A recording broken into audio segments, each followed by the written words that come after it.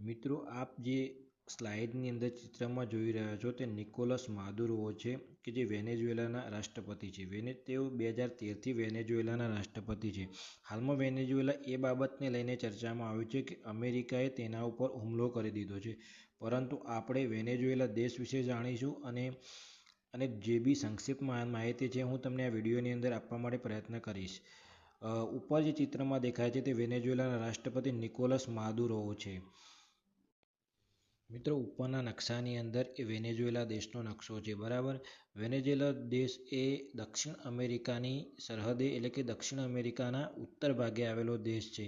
એટલે કે વેનેઝુએલાને ઉત્તરની ભાગની અંદર દક્ષિણ અમેરિકાની સરહદ સ્પર્શ કરે છે. નીચેની અંદર જોઈએ તો કોલંબિયા, ગુયાના અને બ્રાઝિલ જેવા દેશોની સરહદ તેને સ્પર્શ કરે છે. મિત્રો વેનેઝુએલા દેશ એ પ્રાકૃતિક રીતે એટલે કે પ્રાકૃતિક સંપદાઓથી ભરપૂર ભરેલો દેશ છે. મિત્રો હવે આપણે વેનેઝુએલાના પોપ્યુલેશન વિશે જાણીશું, એટલે કે વેનેઝુએલાની અંદર ટોટલ વસ્તી કેટલી છે, બરાબર. એકચ્યુઅલી જોઈએ તો વેનેઝુએલાની અંદર વસ્તીનું પ્રમાણ ખૂબ જ ઓછું છે. એટલે કે આપણી ભારતની સરખામણીમાં વાત કરીએ તો ખૂબ જ ઓછું, એટલે કે ભારતના એક રાજ્યમાં જેટલી વસ્તી હોય છે તેના કરતાં પણ ઓછી વસ્તી વેનેઝુએલાની અંદર છે. એટલે કે વેનેઝુએલાની અંદર માત્ર 2 કરોડથી 2.5 કરોડ જેટલી જ વસ્તી છે અને એમાંથી બી 50% વસ્તી એના ઉત્તર ભાગની અંદર જ રહે છે.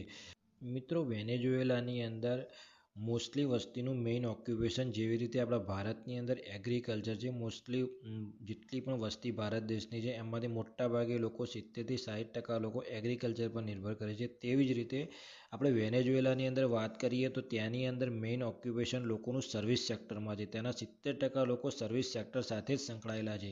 એનું કારણ મેઇન એ છે કે ત્યાં આગળ પેટ્રોલિયમ પેદાશો અને ગેસ ઉત્પન્ન કરતી પેદાશોની અંદર ત્યાંના મેઇન લોકો ગેસ અને પેટ્રોલિયમ પેદાશોથી ચાલતી સર્વિસ સેક્ટરની અંદર કંપનીઓમાં જોડાયેલા છે અને મોટાભાગે લોકો ત્યાં પ્રકારનું જ કામ કરે છે. એટલે કે 70% વસ્તી ત્યાં સર્વિસ સેક્ટર સાથે એટલે કે જોબ કલ્ચર સાથે જોડાયેલી વ્યક્તિઓ છે. ત્યાં આગળ એગ્રીકલ્ચરનું પ્રમાણ બહુ જ નહિવત અથવા તો 10% જેટલું જ છે. મિત્રો મેં આગળ જેવી રીતે જણાવ્યું તે પ્રમાણે વેનેઝુએલાની અંદર મોટાભાગે પેટ્રોલિયમ પેદાશોનો નિકાસ કરતો દેશ છે. તેની ઇકોનોમી મોટાભાગે પેટ્રોલિયમ પેદાશો ઉપર જ નિર્ભર કરે છે. તે દુનિયાના સમગ્ર દેશોની અંદર પેટ્રોલિયમ નિકાસ કરે છે, જે ઉપરના ચાર્ટમાં દર્શાવ્યું છે તે પ્રમાણે, બરાબર. પરંતુ દુનિયાના જેટલા બી દેશો પેટ્રોલિયમ પેદાશોનું ઉત્પન્ન કરે છે અને દુનિયાભરના દેશોની અંદર નિકાસ કરે છે, તેમાં સૌથી વધારે જો કોઈ પેટ્રોલિયમ પેદાશો કોઈ દેશની અંદર હોય તો તે ફક્ત વેનેઝુએલાની અંદર છે. અને વેનેઝુએલા જ માત્ર એક એવો દેશ છે જે દુનિયાભરના દેશોની અંદર સૌથી વધારે